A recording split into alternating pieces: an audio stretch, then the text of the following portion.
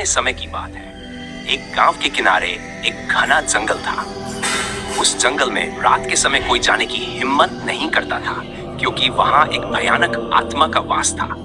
गांव वालों के अनुसार वह आत्मा एक जवान लड़की की थी, जो वर्षों पहले इसी जंगल में किसी अज्ञात कारण से मारी गई थी। कहते हैं हर पूर्णिमा की रात जंगल से रहस्यमयी रोशनी और डरावनी चीखें सुनाई देती थी। गांव के बुजुर्गों ने बताया कि वह लड़की बहुत नेक दिल थी, लेकिन एक दिन गांव के कुछ दुष्ट लोगों ने उसे जंगल में बुलाया और उसके साथ अन्याय किया। उसकी मौत हो गई। तभी से उसकी आत्मा बदले की आग में जल रही थी। एक दिन गांव के एक निडर युवक अर्जुन ने ठान लिया कि वह इस रहस्य से पर्दा उठाएगा।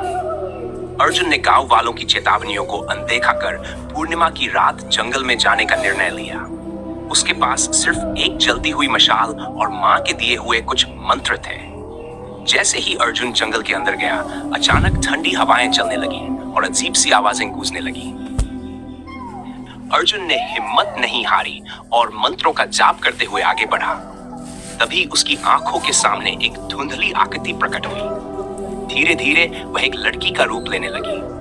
अर्जुन समझ गया कि ये वही आत्मा है। अर्जुन ने बिना डरे कहा, तुम्हारे साथ जो हुआ वह गलत था।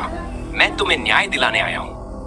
अर्जुन ने मंत्रों का जाप तेज कर दिया, आत्मा की ओर हाथ बढ़ाया और अचानक आत्मा की चीखें शांत हो गई। फिर वह धुएं में विलीन हो गई। अगले दिन से जंगल फिर से शांत हो गया और गांव वालों ने अर्जुन की बहादुरी की कहानियां सुनानी शुरू कर दी। वह आत्मा अब कभी दिखाई नहीं दी।